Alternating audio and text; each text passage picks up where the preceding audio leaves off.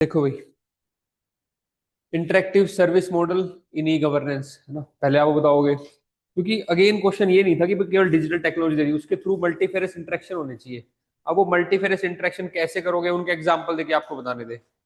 तो जो interactive service model है ई गवर्नेंस के अंदर, ये अलग अलग जगह पे एप्लीकेबल होगा, ऐसे नहीं कि एक पर्टिकुलर एक मॉडल है। अब वो दिखाऊंगा कैसे अलग अलग एग्जांपल आपको करना था। तो एक तो उसमें टू वे डिजिटल इंटरेक्शन होता है। तो अगली बार जब भी आप ई गवर्नेंस की बात करोगे तो आप ये करोगे कि यहाँ पे कैसा होना चाहिए, इंटरेक्टिव सर्विस मॉडल होना चाहिए ई गवर्नेंस के अंदर। तो ये अपने आप में एक सजेशन बन जाएगा आगे कि जितना भी आप करो इंटरेक्टिव बनाओ उसको। अभी ऑनलाइन क्लास हम ले रहे हैं मान लो, तो ये हम कैसी कर रहे हैं, इंटरेक्टिव कर रहे हैं। अगर मैं बोल रहा होता, इन ऑनलाइन वालों का कैमरा भी ऑन नहीं होता, ये क्वेश्चन पूछ नहीं सकते, तो वो इंटरेक्टिव नहीं होता, वन वे होता। तो ऐसे ई गवर्नेंस को कैसा कर रहे हैं हम, मोस्ट इंटरेक्टिव करने की बात कर रही है। तो ये interactive service model in e governance. तो टू वे होगा, digital interaction between government and stakeholders. दूसरा collaborative and responsive governance. Third जो बात है, जो इस क्वेश्चन की डिमांड आपको एड्रेस करनी थी, वो थी मल्टीफेरियस इंटरेक्शन होंगे आपके थ्रू दिस इंटरेक्टिव। वो किस किस में होंगे, जैसे रियल टाइम ग्रीवांस एड्रेसल, जो भी स्टेक होल्डर्स की दिक्कत है वो hand to hand real time solve कर दिया आपने, उनसे फीडबैक लिया, ठीक है, पार्टिसिपेटरी उनको पार्टिसिपेट करवाया डिसीजन मेकिंग में। तो ये क्या हो रहा है, इंटरेक्टिव हो रहा है। ऐसी गवर्नेंस लेके आनी है। और then next is the data driven policy. फिर डिजिटल डेटा को एनालाइज करके एविडेंस बेस्ड पॉलिसी पॉलिसी को रिफाइन किया यूजिंग द डेटा। तो इस तरीके का डिजिटल प्लेटफॉर्म चाहिए फॉर द गवर्नेंस। अब ये जो आपका इंटरेक्टिव सर्विस डिलीवरी है, कैसे इसको लेके आ रहा है, ये देखो अलग अलग जगह पे आप। ये it enhance the transparency and accountability. अब ये सब चीजें हैं जो आपको एग्जांपल यूज करने हैं, ठीक है, कि RTI portal, CP grams, it allow tracking of grievances and ensure answerability. Participatory governance, my gov, Mann ki बात, वहां पे इनपुट डायरेक्ट जाते हैं इस तरीके से, ठीक है। सर्विस डिलीवरी कैसे इंप्रूव हुई है आपकी ई नैम के थ्रू। तो हर एक पॉइंट के साथ एक एग्जांपल लिखना था, कैसे इंटरेक्टिव सर्विस प्रोवाइडर ने आपकी ये इंक्लूसिविटी कैसे हुई है डिजी लॉकर के थ्रू, ठीक है। Support evidence based governance, NITI Aayog use interactive data from health, education and agriculture to course correct intervention, जो फिर गलतियां की है उसको ठीक करना। फिर ये कुछ आपकी कमेटीज है, उन्होंने भी यही कहा है कि कैसे सिटीजन सेंट्रिक गवर्नेंस होनी चाहिए इस तरीके से। बाकी कमेटीज का नाम लिखो। चैलेंजेस लगभग कॉमन ही रहते हैं ई गवर्नेंस वाले में, digital divide, digital literacy, infrastructure जो हमने पहले कर चुके हैं वो सारे, डिपार्टमेंटल कोऑर्डिनेशन। करना क्या चाहिए, इंटीग्रेटेड सर्विस डिलीवरी हो, ठीक है, enhance digital literacy, ensure platform accountability, citizen centric platform design, local language में हो, ठीक है, यूजर फ्रेंडली इंटरफेस हो, ये सब चीजें हो, डेटा प्रोटेक्शन हो, प्राइवेसी का ध्यान रखा जाए। बस मेन पहले वाला पार्ट था कि अलग अलग जगह पे कौन कौन से एग्जाम्पल आप यूज करके उसको करोगे आप, ठीक है। क्योंकि जो इंटरेक्टिव सर्विस मॉडल है ये अलग अलग जगह पे लग रहा है, अलग अलग पोर्टल पे लग रहा है, अलग अलग सेक्टर्स में लग रहा है। यही एग्जाम्पल फिर अलग अलग जगह पे कॉमन जो भी ई गवर्नेंस क्वेश्चन आएगा उसमें यूज कर लेना। हेल्थ के साथ ऐसे ये टेली मेडिसिन है, आपका टेली स्टैक है, जहाँ पे आपका वो डेटा रहता है, उससे आपकी पेशेंट की हिस्ट्री देख सकते हैं, फिर देख सकते हैं किस एरिया में कौन सी डिजीज फैल रही है, तो रिस्पॉन्सिव हो गया। सब में कर सकते हो, किसी में कर सकते हो, हेल्थ में, एजुकेशन में, ट्रांसपोर्ट में, सब में लगाओ उसको, सर्विस डिलीवरी में, पब्लिक डिस्ट्रीब्यूशन में, इंफ्रास्ट्रक्चर में, एनजीओ के कोऑर्डिनेशन में, ट्रांसपेरेंसी में, अकाउंटेबिलिटी में, सब में लगा लो। बस एक एग्जांपल उसका वो लगाना है। इसमें तो बहुत ज्यादा लिख सकते थे पॉइंट्स में, पर वो होना चाहिए इंटरेक्टिव सर्विस मॉडल होना चाहिए, वन साइड वाला नहीं होना चाहिए। तो जहां जहां पे भी ऐसे गवर्नमेंट ने अब वही किया इस क्वेश्चन में, गवर्नमेंट ने एग्जाम्पल जितने भी है, सीधे एग्जाम्पल से क्वेश्चन थोड़ी आएगा, वो तो अलग अलग एग्जाम्पल को आपको करना पड़ेगा सेट क्वेश्चन आंसर के अंदर। तो जितने भी गवर्नमेंट ने पोर्टल्स निकाले या ई टेक्नोलॉजी के टूल यूज किया, उनको अलग अलग डायमेंशन में आपको यूज करके यहाँ बताना था। Question 2, e-governance as a critical tool of governance has ushered in effectiveness, transparency and accountability in governments. What inadequacies hamper the enhancement of these feature? एक सेकंड रुकना, ये रहने दो, ये तो ई गवर्नेंस की लिमिटेशन पे सिंपल क्वेश्चन है, इसको एक मिनट रुको आप रहना। हम क्वेश्चन 4 करेंगे सीधा, ये दोनों 4 करो। Citizen charter is an ideal instrument of organizational transparency and accountability but it has its own limitation. Identify the limitation and suggest measure for greater effectiveness of citizen charter. Citizen charter का करें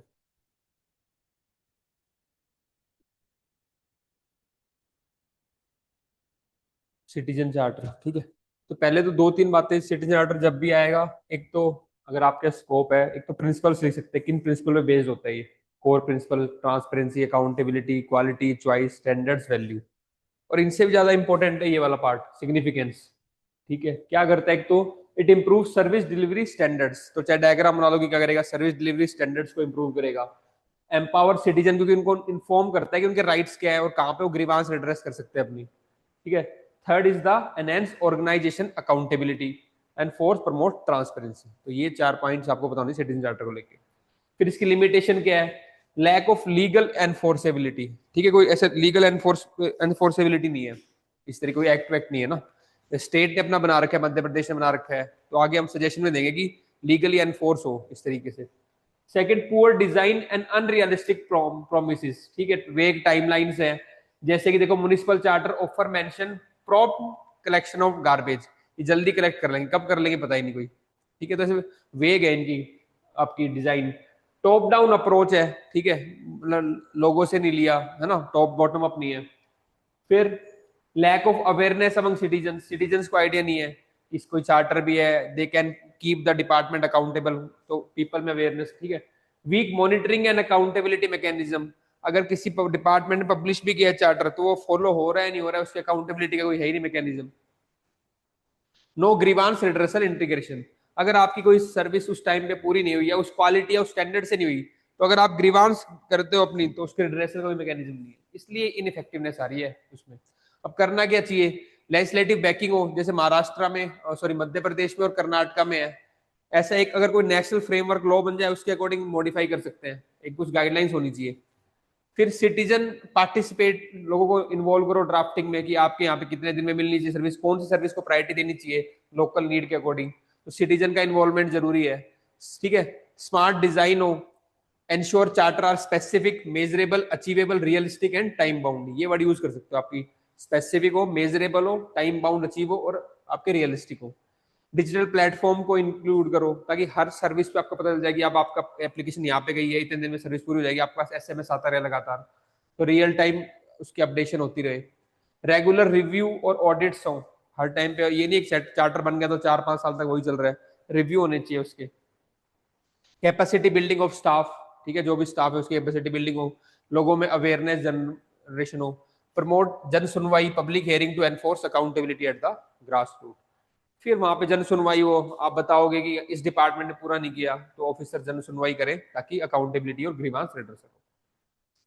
इस तरीके से मैं citizen charter का tackle करना था। Next करेंगे क्वेश्चन नंबर 7।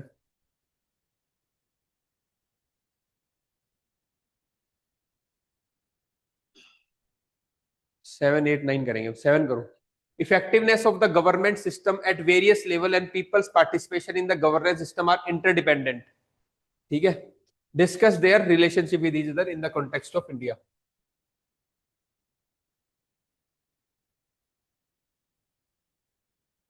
तो जितनी गवर्नमेंट इफेक्टिव होगी उतने लोग पार्टिसिपेट करेंगे। ठीक है, जितने लोग पार्टिसिपेट करेंगे उतनी गवर्नमेंट इफेक्टिव होती जाएगी, वो इंटरडिपेंडेंस शो करना है आपको। स्टार्ट।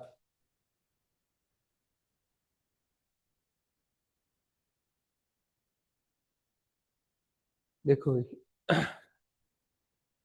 पहली बात तो डिसेंट्रलाइजेशन हुआ 70, है ना, थर्ड 74th अमेंडमेंट एक्ट से। उससे क्या हुआ, it enabled the local people participation, और देखा गया बेटर आउटकम हुए। केरला का आप लिख सकते हो, केरला पीपल प्लान कैंपेन, है ना, और जैसे ग्राम सभा एम्पावर्ड हुई तो उससे बेटर आउटकम आए। सेकंड आरटीआई एक्ट हुआ। ये सब क्या हो रहा है, हम गवर्नेंस को इफेक्टिव कर रहे हैं, जैसे हम गवर्नेंस को इफेक्टिव कर रहे हैं वैसे लोगों का पार्टिसिपेशन देखा गया बढ़ता गया।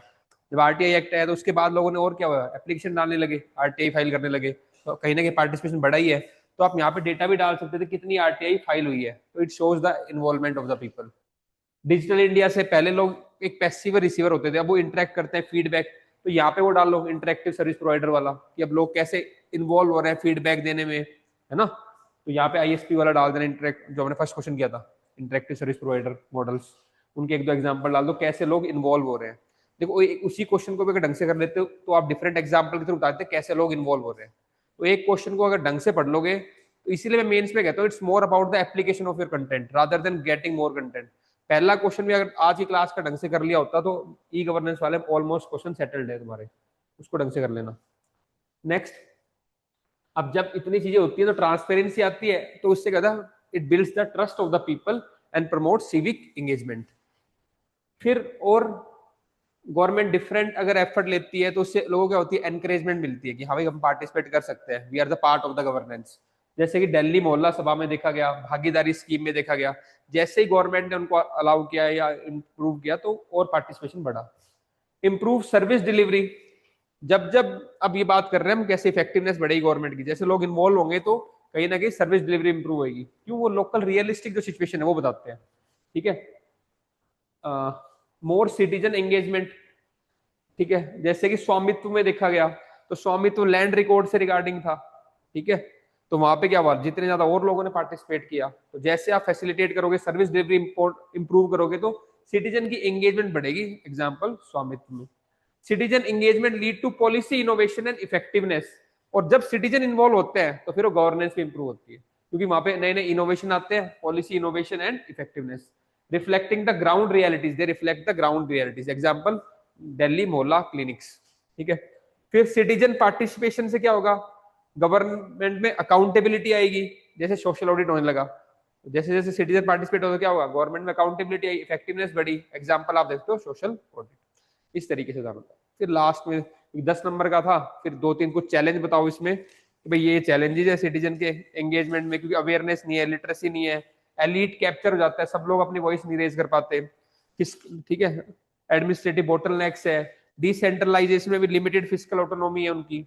और फिर क्या करना चाहिए, ग्राम सभा को, वार्ड कमेटीज को स्ट्रेंथन करो, फिजिकल ऑटोनॉमी दो, लीगल बैकिंग हो, और कैपेसिटी बिल्डिंग, डिजिटल लिटरेसी। वो 2-3 पॉइंट आप लिख सकते हो इसमें।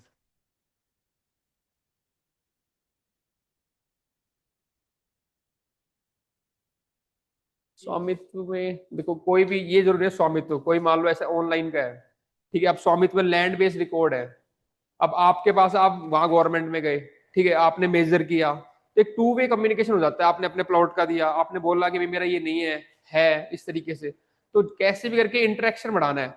अब आपको पता है कि मेरा फेयर होएगा, वहां पे जाऊंगा तो मेरा मेजरमेंट फेयर होएगा, पहले क्या मान लो फेयर नहीं हो रहा है, कुछ ट्रांसपेरेंसी नहीं है, अब अकाउंटेबिलिटी है, मान लो आपने जो उसका आपका पार्सल ऑफ लैंड इतना ट्रैक हो गया तो सब ट्रांसपेरेंट आ गया ना, तो इसलिए लोगों का उसमें बढ़ रहा है पार्टिसिपेशन। मैंने लिखा यहाँ पे कि इंप्रूव सर्विस डिलीवरी, तो लैंड रिकॉर्ड्स प्रॉपर आपके क्या हो गए, कैटेगराइज हो गए, सर्विस डिलीवरी इंप्रूव हुई, तब लोगों का पार्टिसिपेशन बढ़ा है। अगर उनको यही रहेगा कि ओपेक रहेगा, वेगनेस रहेगी, तो पार्टिसिपेट क्यों करेंगे, वो नहीं करेंगे ना। तो इससे बढ़ा है, हालांकि कुछ लिमिटेशन हो सकती है, वो अलग बात है, लेकिन वैसे इंटरेक्शन बढ़ेगा कि उनको पता है मेरा सब ट्रांसपेरेंट है, मैं जाके अपने ऑफिस में देख सकता हूँ, या मैं कहीं ऑनलाइन जाके अपना ट्रैक देख सकता हूँ, तो पार्टिसिपेशन तो बढ़ा ही ना उसने।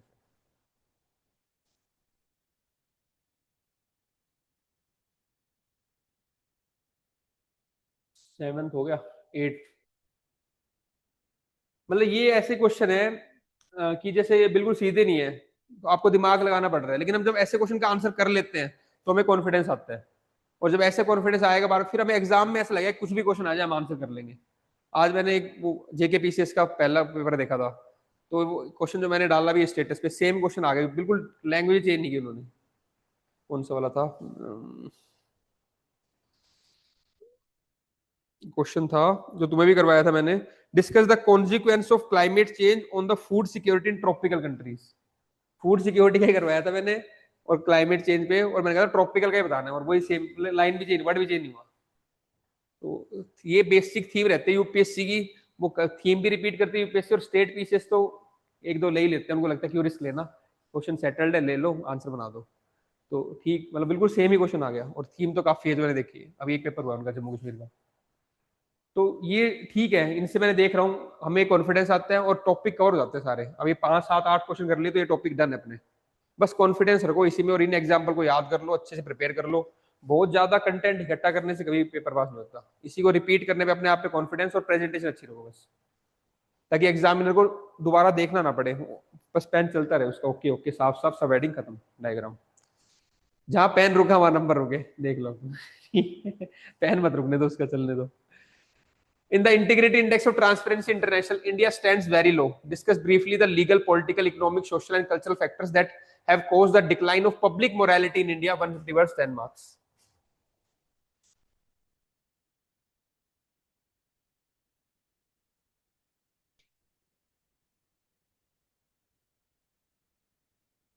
करप्शन के रिगार्डिंग था क्वेश्चन, है ना? तो क्या क्या फैक्टर्स है, लीगल फैक्टर देखेंगे, जो लॉ है आउटडेटेड है, कुछ को अमेंडमेंट भी किया है, फिर भी विसल ब्लोअर प्रोटेक्शन एक्ट अभी भी नहीं है मैकेनिज्म, ठीक है। डिलेड जस्टिस है, ओवर 4.7 करोड़ केस पेंडिंग है Indian courts, it encourage impunity. फिर लोगों को लगता है यार केस जाएगा चलता रहेगा, क्या फर्क पड़ रहा है ना? Next, poor implementation of laws, Lokpal and Lokayukta, ठीक है। It lacks strong enforcement capacity. Political factors देखोगे आप, करप्शन तो ऑलरेडी क्रिमिनल्स बहुत ज्यादा है पॉलिटिक्स में, क्रिमिनलाइजेशन ऑफ पॉलिटिक्स। डेटा के साथ सपोर्ट, इसमें पेपर 2 में यही करना है, डेटा के साथ सब्सटेंशिएट करना है कि एज पर ADR 2024 report 40% of MPs face criminal cases. Lack of intra party democracy and transparency, political funding through opaque electoral bonds, patronage based governance है, ठीक है। Frequent transfer of honest officers. Economic factor में आप देखोगे तो अलग अलग हमने कैटेगराइज कर दिया फैक्टर्स को। तो इनकम इनइक्वालिटी है and materialism, corruption in public procurement, तो वहां से फिर करप्शन होता है, licence raj and rent seeking behaviour, ये आपके इकोनॉमिक फैक्टर है। सोशल में देखो, नॉर्मलाइजेशन ऑफ ब्राइब्स की, नॉर्मल है तो कोई दिक्कत नहीं, ठीक है। Weak civic responsibility and public apathy, लोग अब रिस्पॉन्ड ही नहीं कर रहे, ज्यादा आरटीआई फाइल नहीं करना, अब उनको लग रहा है हो ही रहा है ना, हमारे हमें क्या मतलब है, तो एक अपैथी आ गई है। Lack of strong role models in bureaucracy and politics, अधिकतर वो आ ही नहीं रहे, गिने चुने नाम आते हैं, उन्हीं को हम भी एग्जाम्पल में रिपीट करते रहते हैं, समझो इतने आ ही नहीं रहे, है ना? तो ज्यादातर लोग आ रहे हैं वो पैसिव है, बस की चल रहा है काम, कोई एग्जाम्पल नहीं आ रहा है ऐसे जो सही में करप्शन के खिलाफ या फिर उसके उसको अपने लॉज को प्रोटेक्ट करे, ठीक है। फिर कल्चरल फैक्टर्स देखो, caste and kinship networks over merit, है ना, नेपोटिज्म जो हो गया। लॉयल्टी टू कास्ट और family takes precedence over the laws और ethical correctness. Glorification of wealth and success over integrity. एक जनरल देखो परसेप्शन यही है कि ऐसा ऑफिसर जो अच्छा मतलब वेल ऑफ है, या ऐसी पर्सनैलिटी जिसके पास अच्छा लग्जरी, वो उसको ज्यादा ग्लोरीफाई किया जाता है रादर देन कोई इंटीग्रिटी का ऑफिसर, ठीक है, ईमानदारी से काम कर रहा है, और उसका है ही नहीं, ग्लोरिफिकेशन है ही नहीं, कोई इज्जत ही नहीं है, ठीक है। जबकि होना नहीं चाहिए ऐसा। अगर आप एक ऐसा देख रहे हो कि ऐसा ऑफिसर इसने बहुत इंटीग्रिटी से काम किया और सोसाइटी उसको बहुत ग्लोरीफाई कर रही है, तो लोग किसको रोल मॉडल मानेंगे, उसको मानेंगे, उसकी तरफ करेंगे। अब सबको एक आ गया यार पैसा ही सबसे इंपॉर्टेंट है, कैसे कर, तो वो कैसे भी करके मतलब सोसाइटल एनवायरमेंट ऐसा बना हुआ है, तो ये एनवायरमेंट भी चेंज करने की जरूरत है। Glorification of wealth and success over integrity, तो इंटीग्रिटी का ज्यादा ग्लोरिफिकेशन होना चाहिए। रिलेक्टेंस टू क्वेश्चन अथॉरिटी, अब अथॉरिटी ने कह दिया फिर उसको कई लोग करते ही नहीं है, बिकॉज ऑफ चाहे अपने सेल्फ इंटरेस्ट हो, चाहे एक बार क्यों देखते हैं हम भी कई बार ना, ठीक है यार चल रहा है, कम से कम हटेंगे तो नहीं नौकरी से, तो वो करेज कहां से लाए, मॉरल करेज वो लैक कर रहा है, ठीक है। Hierarchical cultural mindset suppresses whistle blowing and dissent, तो ना तो विसल ब्लो करते हैं डिपार्टमेंट में वो चल रहा है, ना वो डिसेंट करेंगे, बस एग्री करते तो चलता है, फिर वैसे काम चल रहा है। तो ये सारे वो इश्यूज हैं जो तुम एथिक्स में भी कोट कर सकते हो और यहाँ पे भी, कि क्यों लॉ होने के बाद भी इंटीग्रिटी इंडेक्स में डाउन है, या क्यों करप्शन अभी भी परसिस्ट कर रहा है। फिर इसके लिए करना क्या है, लीगल रिफॉर्म्स अलग अलग जो है ना, पॉलिटिकल में डीक्रिमिनलाइजेशन करना है पॉलिटिक्स का, एडमिनिस्ट्रेटिव मेजर्स, है ना, integrate ethics module like under mission Karam Yogi for updation of the skill, social and cultural reforms, so launch mass awareness campaign on civic duties and public morality, embed value based education in school and higher education, ठीक है, इस तरीके से reforms ये मतलब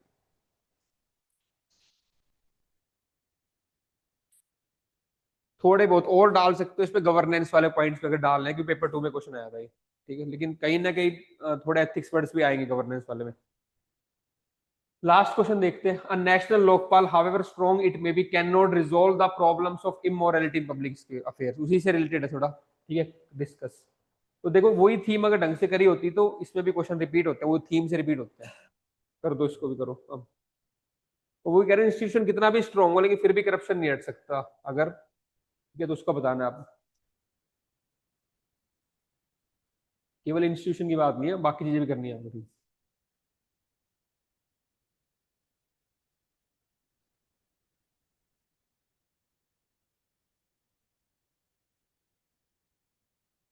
चलो देखो, ये कोई भी अगर इंस्टीट्यूशन का क्वेश्चन आए तो आप उसकी लिमिटेशन बता सकते हो।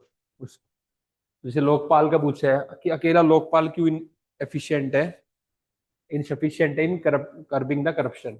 एक तो उसकी अप्रोच जो रिएक्टिव है, जो करप्शन होने के बाद एक्शन में आता है, प्रिवेंटिव नहीं है। Reactive not preventive, act after only the after the act of corruption, उसके बाद ही रोल प्ले करते हैं, ठीक है। फिर उसकी कोई स्ट्रक्चरल और फंक्शनल लिमिटेशन होगी, वो बता दो इंस्टीट्यूशन क्या उसकी लिमिटेशन है, ठीक है। तो यहाँ पे डिले होता है अपॉइंटमेंट्स के अंदर, ऑटोनॉमी में लैक होती है, लैक ऑफ ऑटोनॉमी है, ठीक है। Do not cover corporate corruptions, NGO irregularities, ठीक है। पॉलिटिकल पार्टी में जो भी फाइनेंसिंग, उन सबको कवर नहीं करता ये। फिर एथिकल डिक्लाइन इन सोसाइटी, अधिकतर ने यही लिखा होगा, लेकिन मैं आपको समझा रहा हूँ कैसे ब्रॉड करोगे आप। इंस्टीट्यूशन लिमिटेशन बता दो, उसकी क्या लिमिटेशन है, ठीक है, कैसे वो काम कर रहा है, तो उसके बारे में बताओ आप। फिर एथिकल डिक्लाइन हो रहा है सोसाइटी में, क्योंकि normalisation of giving and accepting bribes, वो नॉर्मलाइज हो गया। Evading taxes, flouting rules, limited deterrence without complementary police and judicial reforms. तो लोकपाल के साथ साथ आपको पुलिस रिफॉर्म्स भी करने पड़ेंगे एनफोर्समेंट के लिए, जस्टिस के लिए जुडिशियल रिफॉर्म्स भी करने पड़ेंगे। तो के इनके साथ साथ आपको कॉम्प्लीमेंट्री रिफॉर्म्स भी चाहिए, ठीक है। Moral erosion in the political and bureaucratic culture, वहां पे भी मॉरल इरोजन है, ठीक है। रेंट सीकिंग बिहेवियर चलता है, और इलेक्टोरल करप्शन, इसलिए केवल लोकपाल सफिशिएंट नहीं है। तो फिर करना क्या चाहिए, स्ट्रेंथन करो मॉरल एजुकेशन को, ठीक है। Reinforce institutional ecosystem beyond Lokpal, तो ये भी ध्यान रखो, लोकपाल के अलावा जो बाकी इंस्टीट्यूशन को भी स्ट्रेंथन करो आप, ठीक है। सीबीसी हो गया, सीबीआई हो गया, इनको भी ऑटोनॉमी प्रोवाइड करो। फिर लीगल रिफॉर्म्स करो, जैसे enact whistle blower protection act, ताकि उनकी प्रोटेक्शन हो। फिर एनकरेज सिटीजन पार्टिसिपेशन, और सिटीजन का पार्टिसिपेशन बढ़ाओ थ्रू जन सुनवाई, आरटीआई, सोशल ऑडिट। फिर मैंने केस स्टडी दे रखी है कैसे सिटीजन के पार्टिसिपेशन से, सोशल ऑडिट से, मनरेगा में इरेगुलरिटीज, तो वहां पे आपको केस स्टडी देनी है यहाँ पे। फिर लास्ट में कंक्लूड करना है, ठीक है। इस तरीके से करना था आंसर। सोशल जस्टिस के फिफ्थ और सिक्स टेस्ट दोनों कल खत्म कर देंगे, ताकि सोशल इस हफ्ते खत्म हो जाए। तो कल दोनों टेस्ट प्रिपेयर करके आना, क्योंकि लास्ट वाला टॉपिक बहुत सिंपल था, role of bureau civil service in bureaucracy था। तो वो सिंपल था, तो 5 और 6 दोनों प्रिपेयर करके ना, कल दोनों टेस्ट खत्म करेंगे, ठीक। ओके।